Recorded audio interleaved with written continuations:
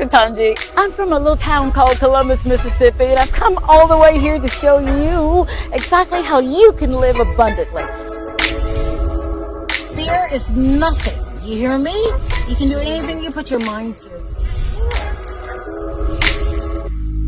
I'm your girl, Talk To Tongie. We're gonna do life together.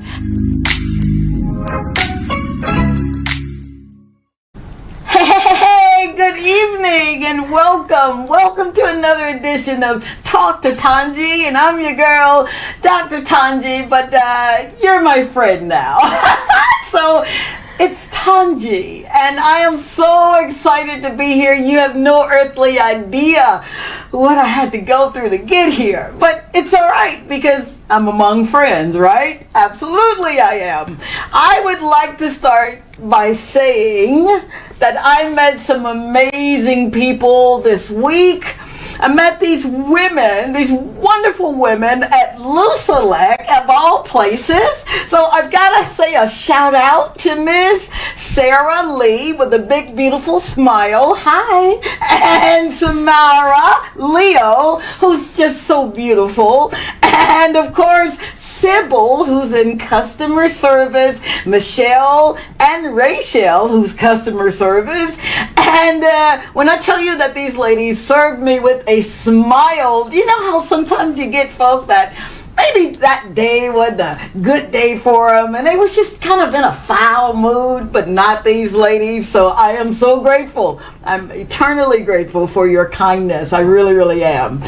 And lastly, there's a little place called Spice of India in Rodney Bay. And if you ever get an opportunity to go, Chef Adele has some amazing folk that help him. One in particular is Nzingler. I got it right. How about that? And of course, she had this big, wonderful smile.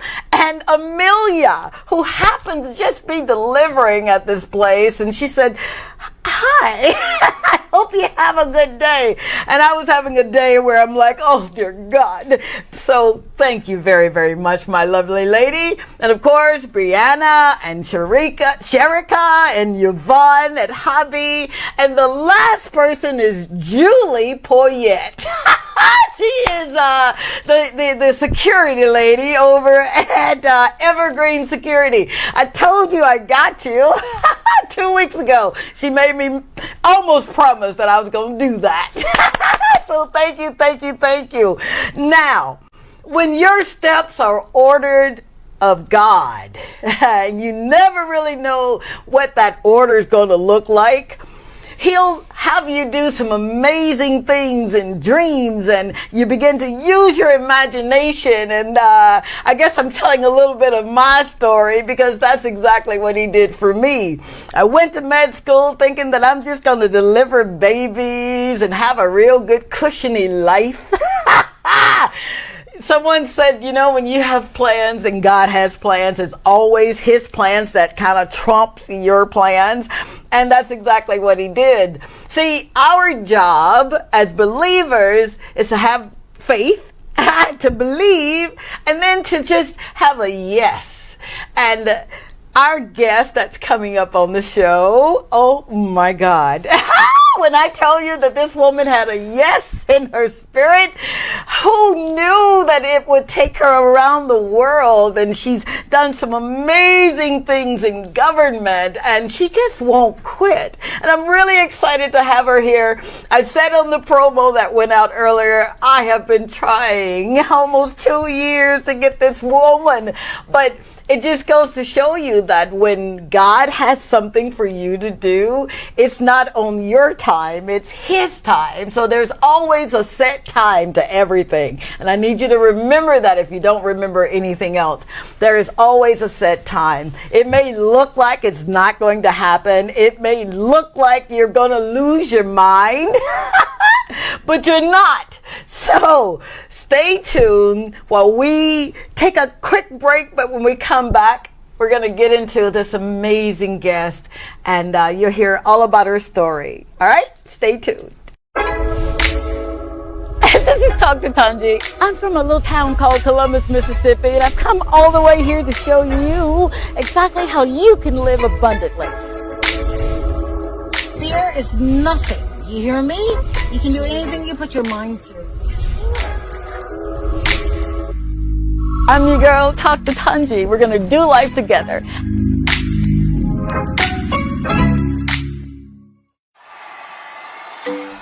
You want to avoid traffic? Avoid the stress of finding parking. The answer is the Water Taxi from Saloon Water Sports by Bay Gardens Beach Resorts to Pigeon Island Jazz Festival for only $50 EC or $20 US round trip per person. Contact us at 721-5098 to book your tickets. Jazz Festival in style.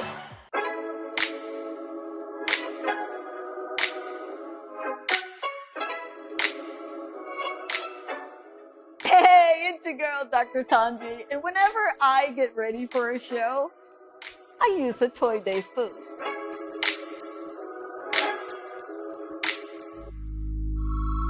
A Toy Day food is a proud sponsor of the Dr. Tongie Show and Talk To Tongie.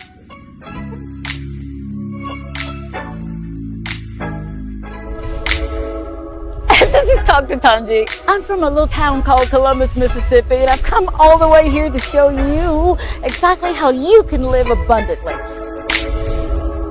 Fear is nothing. You hear me? You can do anything you put your mind to. I'm your girl, Talk To Tongie. We're gonna do life together.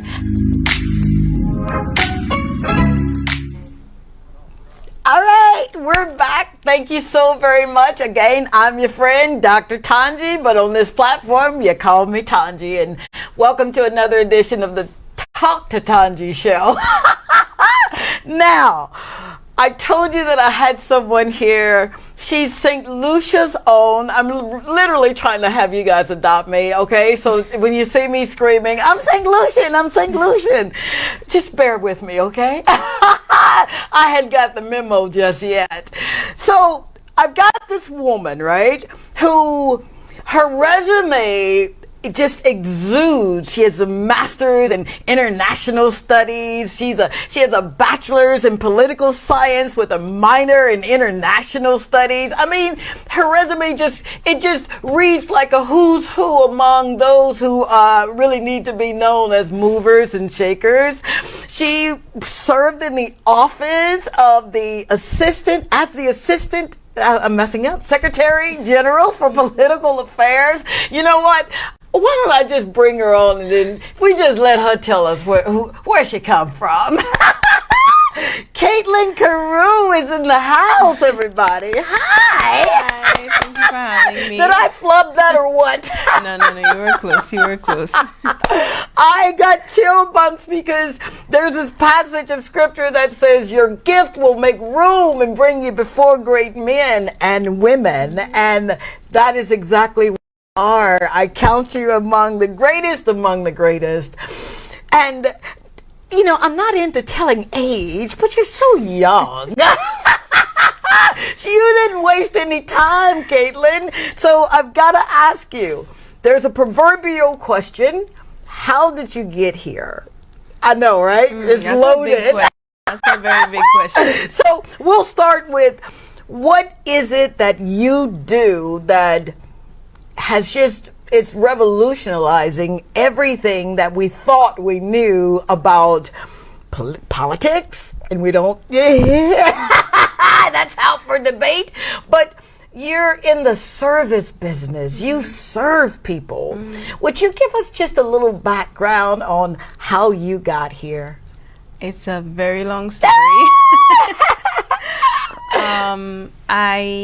I'm proudly from a rural community from Foaso, Babonneau in the northwest of the island. Okay. And agriculture was always all around me. Wow. Literally grew up at a home where we didn't buy juice. You went on trees, you picked fruit, you made juice. Come on. I love that. Thank you, Mom and Dad. And grandmother. And grandmother, absolutely. That's the thing. I grew up in a household where I not only had my parents, but my maternal grandparents nearby. Wow. And both sides of the family were into agriculture. My grandparents more so, they were full-time agriculturists. My parents dabbled in it. Yeah. But as a girl coming from a farming family and having gone to all-girls schools, I was never introduced to agriculture. Now, I'm going to just unpack that. You never were introduced to agriculture.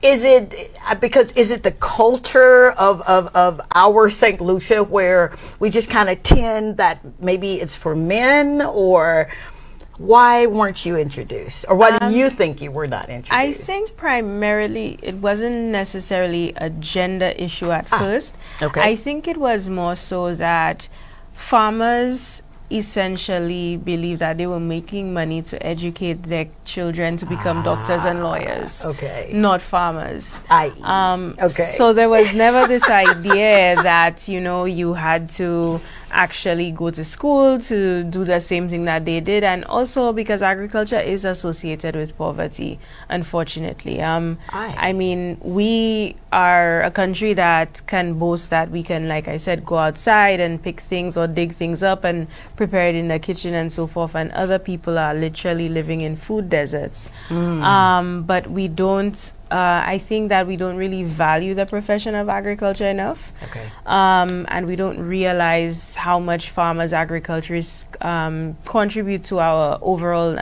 development, essentially. Absolutely. So with your growing up and you're seeing agriculture all around, it's almost a second nature, you would say? Okay. Now, so you see all of this beautiful agriculture, you see mom and dad and your maternal grandparents, they're there, they're doing it.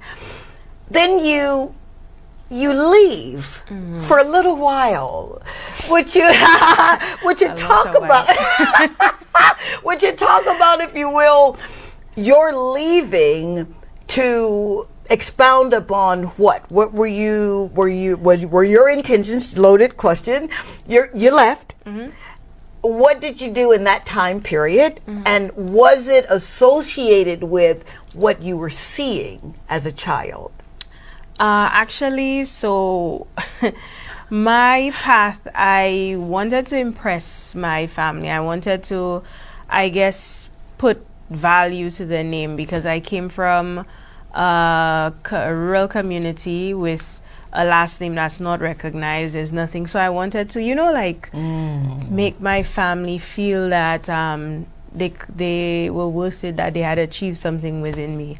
I guess bring value to my family name. So obviously I, as a kid, was thinking doctor, lawyer, and so forth. And all of these things never really fit. But I definitely had an affinity to the foreign languages, to history, and so forth. And then naturally, it's funny, someone mentioned to my dad that they're like, you know, at high school, and it was another student who said, I could see Keithlin as a diplomat. And I heard it, and I just ran. I just literally ran with it. You're giving me chill bumps, because it's almost, and not as if, but of course we know that our lives are really not our own, especially when we're serving, right?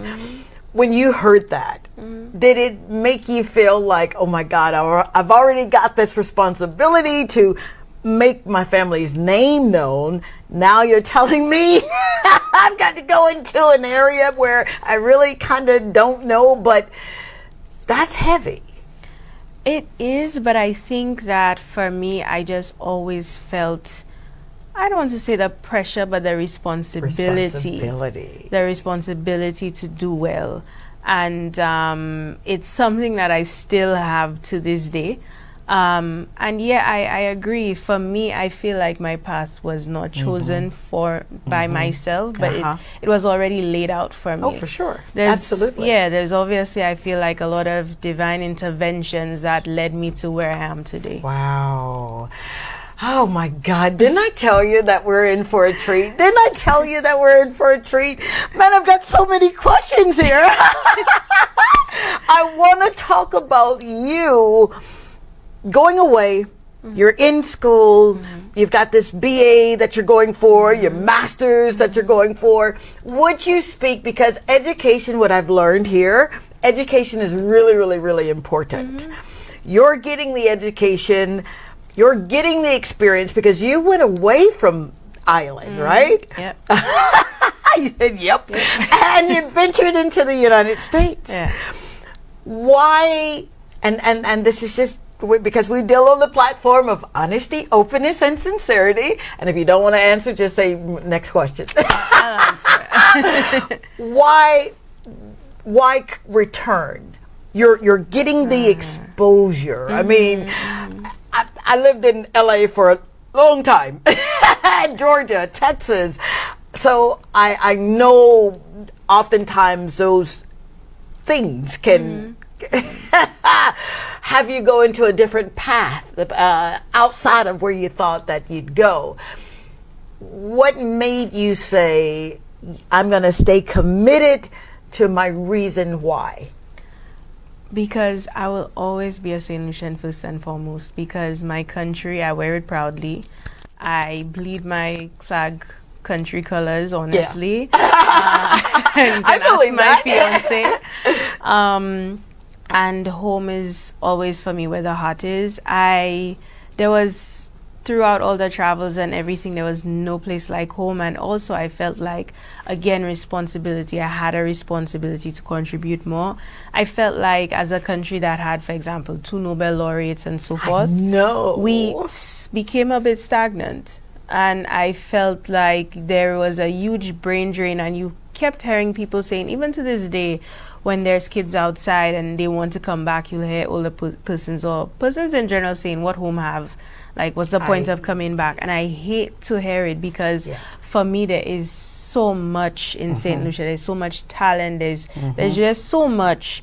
And I think it's a matter of really investing in our country rather than other persons' countries and taking that risk as well. Absolutely. Yes, there is a lot to be done, but I think that persons, whether it's from the diaspora, whether it's here, we really need to put country first and put our best foot forward. And for me, that was what was important about coming back. That's what I'm talking about.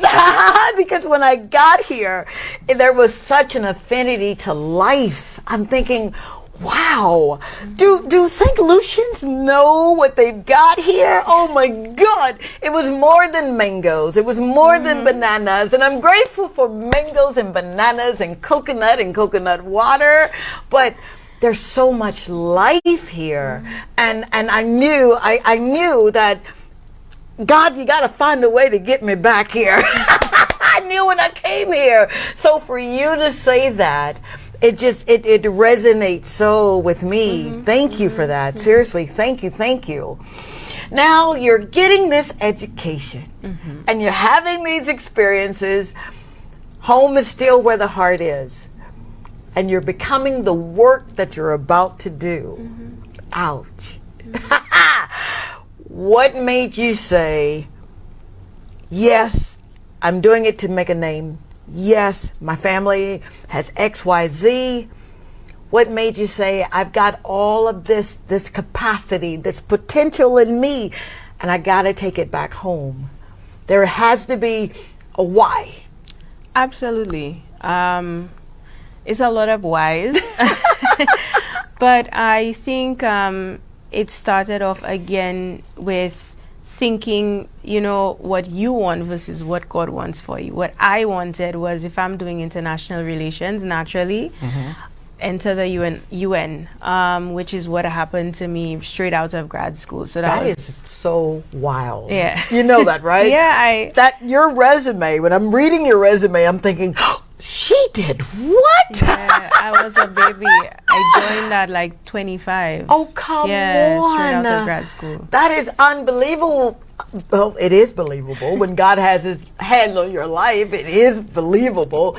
But for you to stay so focused and so committed, being around all of that power, you see? And you still had that burning for, I'm taking everything that I'm doing and I'm going to give it back to the people of my country. How do you even wrap your mind around that kind of discipline? I think that's a great question. I think, again, for me, it's about how I was raised. I had really strong women and also great male role models, but really the women made a big impression in my life, particularly with my grandmother. I think there was that discipline. She was the one the farmer that was never recognized, who was also a market vendor, who also put food on the table, who also was giving loans to people who had jobs and sending. Come on. No, like she was just everybody's go-to. I mean, to this day, people still tell me like that my grandmother would cook for the entire community. That's what I want people to say about me. I'm so serious. I want people to tell my grandsons, you should have met your grandmother in her heyday. What an honor to carry that kind of cloak, to wear that. Yeah. That's amazing. Yeah. So you're hearing all of these wonderful things about Nana. Grandmother. Because that's what my Mom, children. that's what Did you ever feel like I've gotta walk in her shoes, or I'll pick up from where she is or was, and I'll carry that torch? I think that, honestly speaking, when my grandmother passed away when I was about 21. I'm so sorry. Thank you. My life shifted, but for the better. So you're jumping here. We're gonna unpack this stuff, lady, because I know there's someone that may be listening that are saying, perhaps you're in between two opinions, and you're thinking, oh my God, I hear what she's saying, but man, I just kind of want to stay here in the U.S. and do what I'm doing. You literally had to say, you know what? Yeah. My life's not my own anymore. So at 21, you said it shifted? Yes, at 21. Wow. Yep. Now you're still in college, right? Yep, I'm still in college. I was finishing up my BA in Puerto Rico. Funnily enough, my whole thing was that I had a relationship here, so I wanted to come back home. Like most of us would. And literally, like the last semester, it went kaput, and I decided I'm gonna go to the US. I'm not laughing at you guys, sorry. But you kind of let a good one get away. But you know that already, don't you? I'm sorry. No. Forgive me. Okay, I'm being ugly. All right, so you're in Puerto Rico, right? And now you've got to make a decision. Yep. What's that decision like? Literally, like 3 months, I'm like, okay, I'm gonna do this. There's this thing, I think it's like a 1-year work visa. Okay.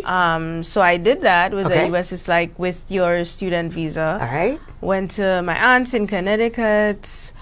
Was crazy looking for jobs. Got literally the worst jobs, carrying boxes. Wow. Selling football tickets, like being anything. Tested, right? Tested. He really tested your faith. Let me tell you, like hundreds of job interviews, not getting one until I got hired by the school that I ended up doing my master's at, and where I met my fiance. Yeah, we'll get into him. Yeah. And from there, I mean, it was a lot of obstacles, but at the end, I mean, especially when I got to the UN and so forth, I think it just made me realize that, again, I kept remembering my humble beginnings and also responsibility. I think the UN has an effect on people where after a while, for me, I felt like I was chasing the promotion rather than chasing the cause. Wow. And my ethos started shifting. Really? And I felt like a lot of people in the UN are surrounded by that. It's driven by ego, not by passion or by cause. Ouch. And I felt like that was a big stumbling block in the system. And I noticed people that were in the UN system, they started thinking very narrowly. Wow. And if you're working on huge world issues and so forth, and you have this very narrow scope, obviously you're not seeing all of the solutions. And for me, I felt like, especially in countries like Saint Lucia, there is the ability to create solutions from the grassroots. That's where I want to unravel. Right after this break, we're going to get into how do you stay focused, and then get into the grassroots issues of there's a need. I've got some answers here. So stay tuned, if you will, with Miss Caroo and your girl Tongie. Be right. This is Talk To Tongie. I'm from a little town called Columbus, Mississippi, and I've come all the way here to show you exactly how you can live abundantly. Fear is nothing.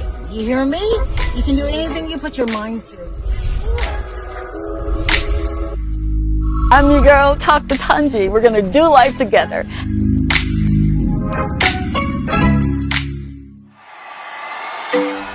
You want to avoid traffic? Avoid the stress of finding parking?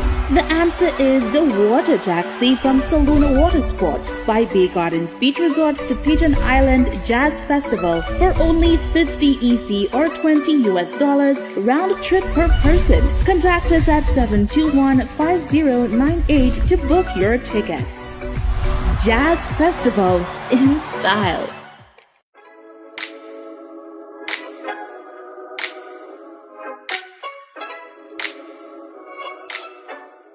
Hey, it's your girl, Dr. Tongie, and whenever I get ready for a show, I use the Toy Day food.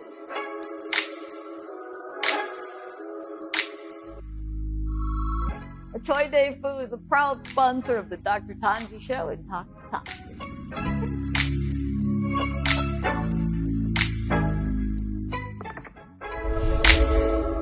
This is Talk To Tongie. I'm from a little town called Columbus, Mississippi, and I've come all the way here to show you exactly how you can live abundantly. Fear is nothing. You hear me? You can do anything you put your mind to. I'm your girl, Talk To Tongie. We're going to do life together.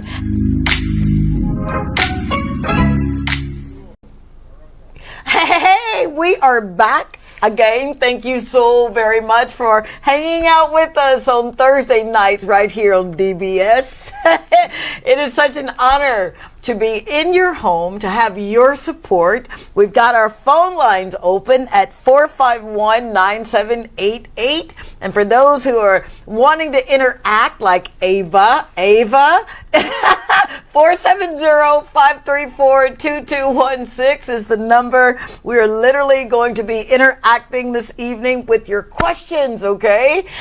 All right, let's get back to this amazing woman who has served time in the UN, who's traveled the world, who speaks fluently. What is it?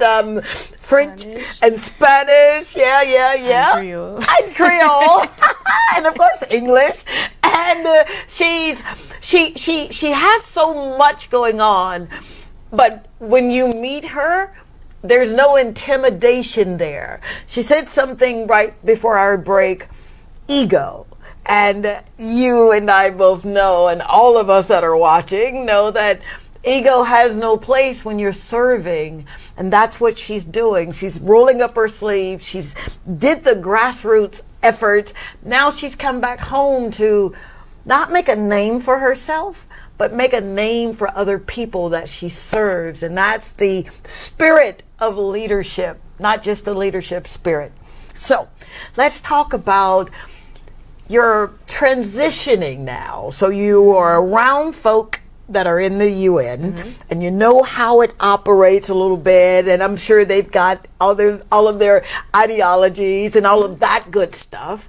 You're serving people in political power, and what's your takeaway? Your day-to-day, you're seeing all of this happen, all right? Because a lot of things happen in the UN. It Absolutely. does. They kind of set the tone for us.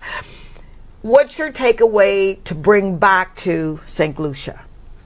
My biggest takeaway, I think, with the UN was the work ethic. Being a baby, going in there at 25, and then also being exposed, especially with my last assignment, around Nigerians in particular, West Africans, Asians, their work ethic. And I was like, I think in the UN there was also this mindset, and in general there's this mindset that Caribbean people are very laid back, even in the way that we work. And I was like, no, I'm gonna show you that that's not the typical thing. And if you and I are on the treadmill, let's see who gets off first. Does she sound like Will Smith? Getting ready for Ali?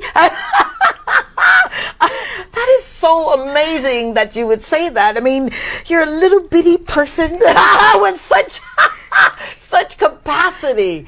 So your worth ethics, they were there, your ethics were there, but it just kind of went to the 10th power. Huh? Absolutely, because I was tested. I mean, I was really young. My last portfolio was literally at the seat of the UN. I was the special advisor to the President of the General Assembly, and that is a portfolio where you're up at all hours. You literally have to be attuned to everything. You're on call 24/7. A little bit worse than being a medical doctor, huh? Very much so. Wow. Yeah, but I loved it because at the end of the day, now I look at it, and if I didn't have that experience, I could never create a social enterprise or an organization. I could never believe in the creation of it, and I could never get exposed to other people that have done things outside of the UN. Because the thing that we think, especially in Saint Lucia, is that development should be in the hands of government, and actually can be in the hands of us individuals and also outside agencies as well. It doesn't have to be government. I'm sorry, but you were saying some things that I sorely believe in. I honestly believe where the government should rest on our shoulders and not us resting on the government's shoulder. That's just what I believe, Matthew 6 and 33. But to hear you say that, and you just literally said, enough is enough. And that's basically what you did. You said enough is enough. And because God trusts you with so much, there is a wonderful passage in our Constitution that says, to whom much is given, much is required.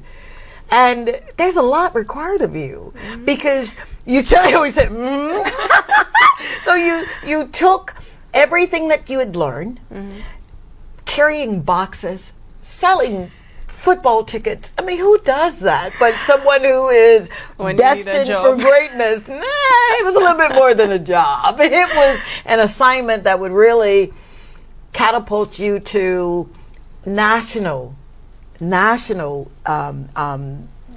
purview.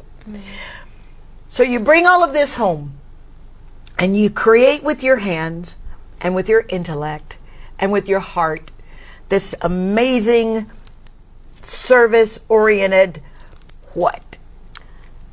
Organization. Well, people call it a non-profit organization, but really I look at it as a social enterprise because while we focus on development, at the end of the day, we also create pathways for people to earn income. And also, I use business principles to run the organization because oftentimes in Saint Lucia too, NGOs are looked at as very laid back. Even people going into the NGO sector to look for jobs, I've noticed that people think it's just like a hobby and, it's just like a very laid back thing. And I'm like, look, our farmers are our clients. I want to serve them just like a bank, just like a telecommunications agency, whatever it is. But at the end of the day, what we're serving is impact. We've got someone, all right, and I'm going to get to that. But I want to say thank you so very much. Christ Love Pierre Antoine, who says, yow. And Bad Boy Reynolds, who says you are a role model for today's generation. How about that? Thank you so very much. That is so kind and so true. And he's giving you hand claps. So that's warranted when you're doing something like you're doing, right? I like the fact that you said social enterprise. You didn't say nonprofit. Helen's daughter, Helen's daughters, is your social enterprise. Would you speak on what it means for you to have created something so amazing, and then what it means for the people that could be a part of Helen's daughters? Again, I think that even introducing social enterprise to Saint Lucia, we haven't really had it. There's no legal framework actually. I know. Even when registering, it's like we're registered as a non-profit organization. But at the end of the day, I don't think that any organization, development organization, can remain sustainable if you're only relying on grant funding. You have to find pathways of generating income for the organization and by extension for the people that you serve. And that is why we do things like the agritourism tours with our partnership with Hotel Chocolat and having the farm on there. Even like creating our farmers markets where women can generate their income and so forth. It is important. Because at the end of the day, what you do find, and I guess like when I did my scoping out of the sector, is again people chasing money rather than focusing on the ethos of the organization. And I wanted to stay pure, be selective about who funds us, but also maintain a control on ensuring that the goal with what we started with is always achieved. I love it. I absolutely love that. I'm about to burst from the seams right now because you're speaking my language. I just believe that, and you said it best, business, every one of us was born with a business, whether we get it awakened in us in this lifetime or not. We were born with a business. We were. And for you to do what you're doing, okay, serving other folk, that's what you're doing, serving them with your gifts, your skill sets, your talents, and giving them a voice. Would you tell us what makes up a Helen's Daughters? It's so refreshing now because it's really, I remember when we first started the whole thing with rural women, it was obviously we attracted traditional farmers. Now you see women that are doctors, farmers, accountants, whatever, where it's like the same story as mine. I grew up in a rural community because let's be serious, 80% of Saint Lucia is rural. Most of us come from those communities and the foundation of Saint Lucia is from agriculture, like hands down. And they are now feeling that pride of being associated again with agriculture. And what I mean the organization is doing is position these women strategically and in several sectors of Saint Lucia so that you're a Dr. Tongie, I'm a farmer, I can check you for something if I need it. Aside from us being an organization, but you're literally creating networks and linkages within women so that they can check on one another. So it's not just an organization, it's really like a community. It's a community. In a sense. I love that. I've got these chill pumps, man. 470-534-2216 is our number for you to kind of be aboard and participate with us. And if you want to call in, 451-9788. Keithlin Caroo, who's changing things in this country. You said something that I don't get to hear a lot, but I've been hearing it so much being in this country. You believe in supporting one another. Women checking on women. That's so what we need. You know, back in the day, and I'm telling my age here, I'm from Mississippi. That's rural. Talk about rural. We were not only growing cotton, we were picking it. Ouch. And we had women like Miss Curly or Miss Mayfield that literally, and my mama, you better be watching, who would call and check in on the neighbors. So part of what Helen's Daughters does is you've got this network. You bring wares, you bring your product, your produce, your gifting to the marketplace, and you're not solely dependent on grants. You literally teach sustainability. That's what we're trying to do. What do you mean trying, honey? You're doing it. Sorry, wrong answer. Would you talk on, I don't want to say challenges, I'll say opportunities to use your faith. Yeah, you like that? Yeah, I figured you would. It's a good one. I think the biggest one is people still not understanding and being very suspicious of someone who decides to do this. Because we just launched our very first annual report and we had a co-creation retreat and we gave it out to everyone. You know, finances and everything. full transparency. Oh, come on. Which you don't see No, you in do a lot not. of organizations. And people are like, someone made a comment, she must be getting money somewhere. Like for doing. On. But you know, I think it shows me then the trauma and the abuse from people going through other agricultural organizations and those types of things, and seeing mismanagement of funds and all of those, corruption and all of those things, and not being accustomed to this model. And at the end of the day, it makes me believe that I need to stick to certain values and principles, and always a reminder of sticking to my ethos and just proving that, look, this is a completely new model. This is different. Yeah. I think that is honestly the biggest test. I'm just, oh boy. You're resonating like my story coming here. Someone said, well, why do you smile all the time? You know, and as an example. And I'm saying, but if you only knew how difficult my life was, you'd smile with me. You'd dance with me. I'm not here to say, hey, look at me, or look what I'm doing. I'm here so that you can live the life that you're supposed to live. It's too many of us leaving this world without doing what we're supposed to be doing. Too many of us walking around not being that change that we know we can be. And for you to literally say, you know what, I'll be her. Yeah. That's wow. Yeah. Thank you. That's major, it is. And for you, that challenge to be out there, I hope that you really, who's ever listening, and I know you are, I hope that you honestly see her heart, that you see her spirit. She doesn't want anything from you. It's just a matter of making sure you get to where you're supposed to get to in the desired time that you're supposed to be doing it. With that being a challenge, and that being some of the trauma that unfortunately we as women, you know, we carry a lot. We really do. We mask how strong we are when we're breaking sometimes.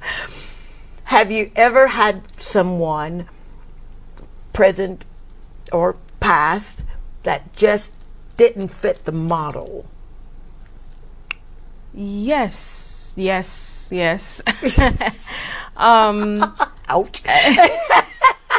Yeah, and the thing is, it's not only in Saint Lucia. It's actually happened in one other country that we just entered into. And again, I think it is just not feeling accustomed to seeing a community that is, I don't want to say pure, but that is just based on very different principles.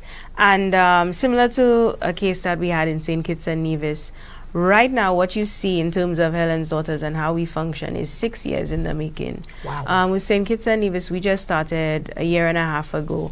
And they're seeing what's happening in St. Lucia, and they want the same thing. That is so wonderful when that happens. Again, I think for the last 4 years, the biggest job was the mindset shift. The shift that we saw in women holistically, outside of them making more money or their families being happy, whatever it is, that mindset shift is crucial. Yes, it in, is. in the work that we do. And there's no way of really, you see it, there's no way of sometimes, you know, putting it in our monitoring and evaluation. Yeah. But that is, I think, I see it and I'm like, I try to reach out and say, hey, you know, like, this is what we're doing. But then at the end of the day, a person is a person and they have to make the decision to change. Absolutely. And all I can do is say, hey, this is the environment. You're welcome to partake, but if you don't want to, then there's no forcing you. You know, and that breaks my heart, because this program, this social change, it just resonates with everything that it makes up a person. I've said it once, I'll say it 1,000 times. We are spirit, and we have a soul, which is our mind, our will, and our emotion, encased in this amazing body that we get to walk around in, right? You literally you're doing something that hasn't been done. And the mind, I say it in some of my programming, if you can get a man to change his mind, her mind, you got the man. You got the woman. You really do. And that having been a challenge for you, I will apologize that more that person or persons were not able to really take advantage not of the situation, but take advantage in the situation. So you're established 6 years in the game now. Wow, that means you're doing something right. Skin in the game now. You got skin. Oh, that's a good term. I used to hear bankers say that to me. Hey, you ain't got no skin in the game. What? But for you to literally be positioned in what you're doing, that takes a lot of courage, and it takes a lot of bravery, and it takes a lot of faith. And we're going to talk about that courage and that faith component of anything that you do right after this break. Stay tuned, please. This is Talk To Tongie. I'm from a little town called Columbus, Mississippi, and I've come all the way here to show you exactly how you can live abundantly. Fear is nothing. You hear me? You can do anything you put your mind to. I'm your girl, Talk To Tongie. We're going to do life together.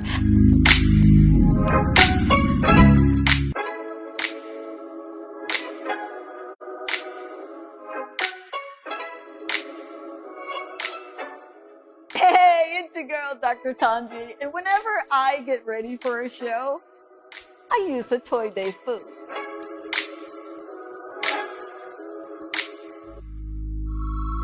A Toy Day Food is a proud sponsor of the Dr. Tongie Show and Talk To Tongie.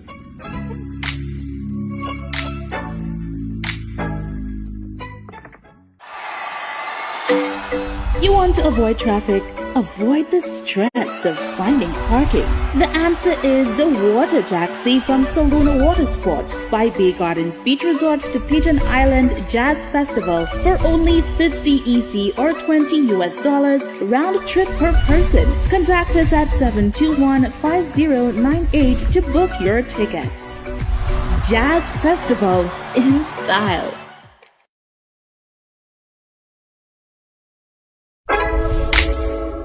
This is Talk To Tongie. I'm from a little town called Columbus, Mississippi, and I've come all the way here to show you exactly how you can live abundantly. Fear is nothing. You hear me? You can do anything you put your mind to. I'm your girl, Talk To Tongie. We're going to do life together.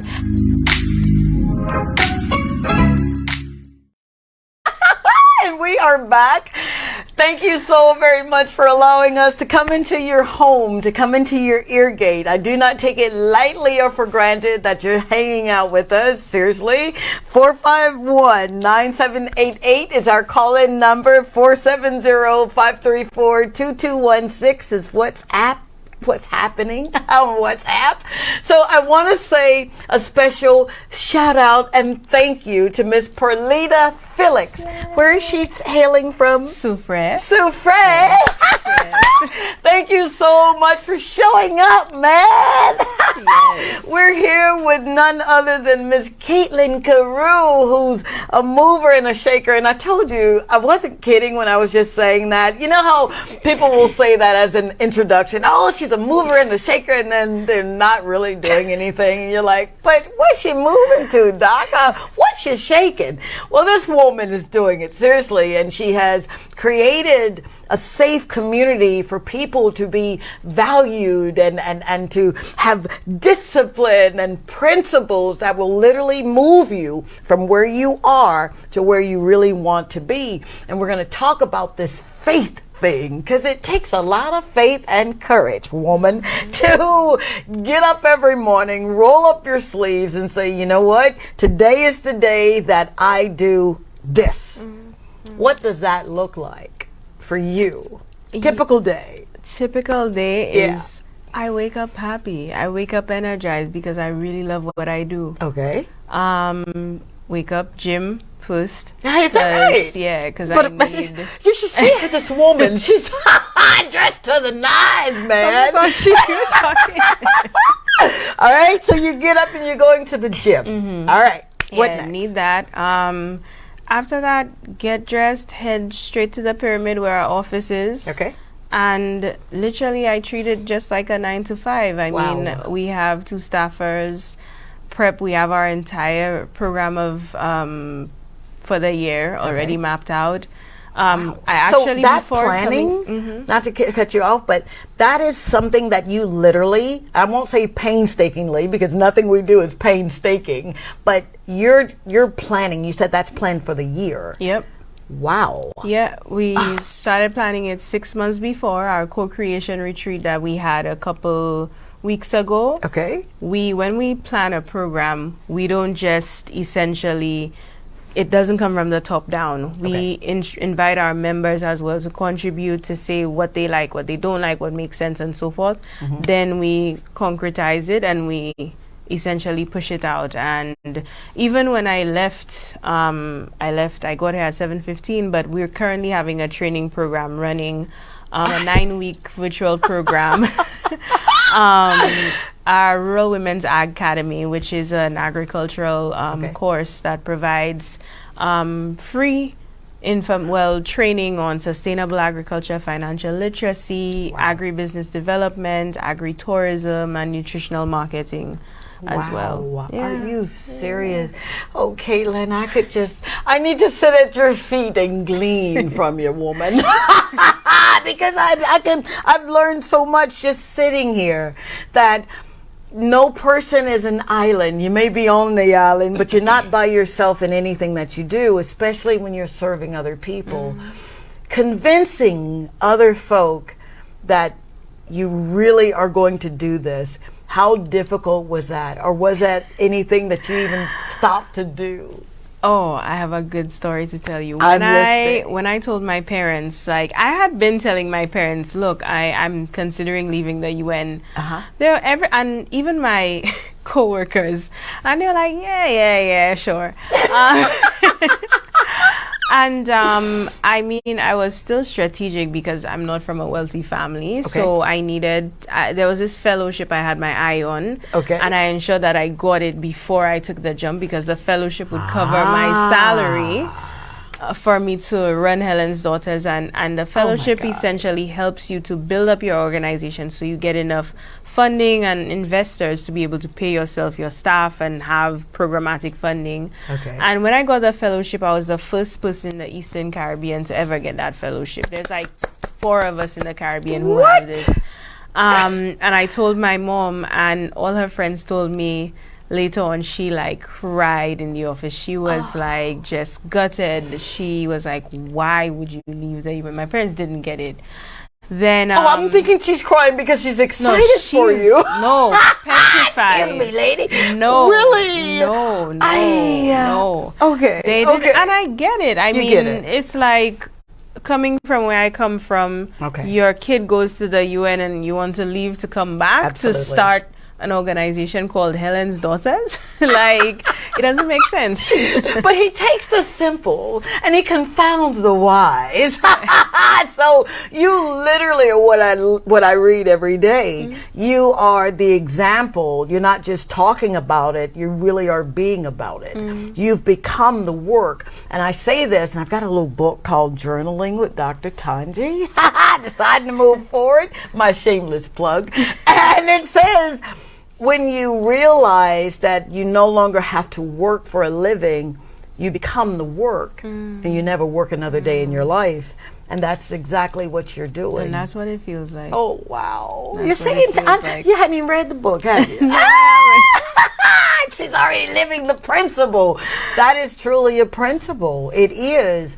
So everybody's up in arms. They're kind of wondering, have you temporarily lost your mind? Yeah, probably. I get that a lot. I do. You left Hollywood and you're going where?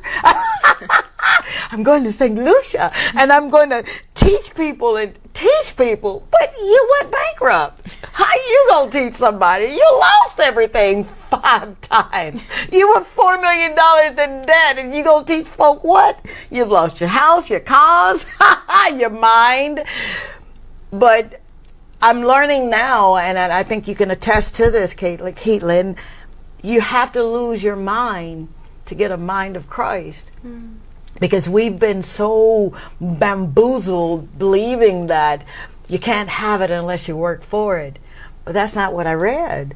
He said, if you do this right here, you seek this, I'll add everything to you. But you got to go and get it. Ouch. So you did it anyway. You started, you launched, you got this amazing program. I'm coming to the market to buy now. Yes, you need to. Oh, not to worry, I am.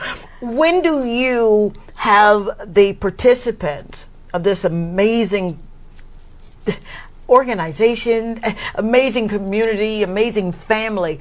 When do you guys go to market so that you can literally show them what you're talking about? Oh, well, we have a market every month, the last Saturday of every month at the courtyard of the Pyramid near Point Seraphin. All right. And you get to see a tiny glimpse. It's like a quarter of the membership, but still, you get to see amazing women. Like, you get to find things like breadfruit waffles. Oh, come on. Handmade candles. Are you serious? Yeah, kombucha, sauerkraut. What? Yes. Like, things that you would never think. That's why I keep saying there are so many gifted and talented persons in Saint Lucia, and they just need a space to be able to shine through and show that talent, and that's what we're trying to provide. Oh my Of course, and making money they're able to make money as well, because people, it's funny, I've heard some men say, oh, this little market and whatever, but our market pulls in sometimes a month $13,000. So that doesn't sound like a little bucket to me. Sorry, it doesn't. No, there's women who literally make $1,500, and that is some government workers make that a month. Right. And they make that in one day, and that is the power of agriculture at the end of the day. Well, we've got Giselle Montote. Okay, I hope I didn't butcher your name, babe. You said Bad Boy Reynolds was so true. You're being the role model for today's generation. She is. She really is. I'm so inspired. She makes me want to do more. I'm serious. Now, let's move a little bit, because behind every great woman, someone said, is herself. Nah, it's her significant other. How did you convince the love of your life that, I'm telling you, honey, I've got this. We're going to do it. Did it go something like that? No, I mean, he was my biggest cheerleader from day one, because I started Helen's Daughters my second year being in the UN. So it wasn't new to him. Yeah. And I mean, he is Ghanaian. We met in college.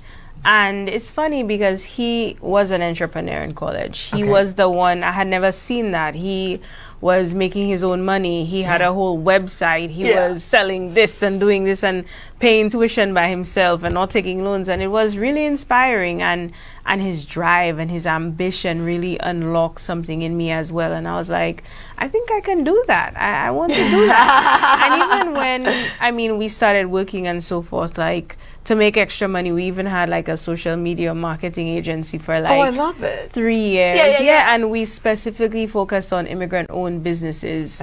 And you know, we had some success stories. We stopped it when I left, of course, but there was one company that ended up being on an HBO series and different. Oh, come on! No, like it really was. No, I think that was, if this wasn't here, that would have been very I get that.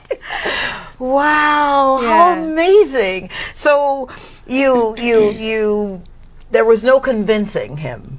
No. He's great in the fact that he saw something in me that perhaps I didn't even see in myself. Now, what is that? She's looking at me like, you didn't ask me that on camera, did you? What was it that he saw in you that you didn't see just yet? How about that? Yeah. Okay. Someone who could create, someone who could, I don't want to sound egotistical. No. See, there's no ego in here. You joined the prayer before we started. So there's not even us. It's him speaking through us, because there's someone that needs to hear this. You're right there on the verge of being 3 feet from where you need to be. And then you tuned into this show and you're like, wait a minute, hold up, time out. She looks like me. She sounds like me. So maybe me is in me's way. Ouch. What was it that he saw in you that you didn't see? He saw power. Hey! You said that real good. That means dynamo, dynamite, if you're looking at it in the Greek term, okay? So if you, from a Bible scholars, power is dynamis. It doesn't mean ego. Wow. Yeah. Power. And you're walking in that power. And every day you wake up and you're excited about life, yeah? Yeah? You told me about the gym. You told me how you get your day started. What's your train of thought? What's first thing on your mind that you know, I got to get it done? And this is daily. Daily? Yep. First thing on my mind is, well, again, maintaining my faith. Because yes, I have a significant other, but I do have a grandmother that I feel like has cloaked me in grace. And I do have a really amazing family, grandfather and parents who are probably watching. But I think for me, the biggest thing that I think about consistently is legacy. Wow. It's literally tattooed on me. My life is my message. You know, like, God, I knew I loved her. When I first met her, I'm like, how can I get her to be my friend? And then you introduced me to Dr. Natasha. Yes. Hey, baby. and I'm around these amazing women. You are something serious, lady. Your faith, you've got people that pray for you. How important is it for your circle? Do you have a circle that is so large that you can depend on that person and that person? What does that look like? I have circles. Oh, I do have a very close-knit, small nucleus. My family, of course. I have some amazing girlfriends who I know are like watching right now.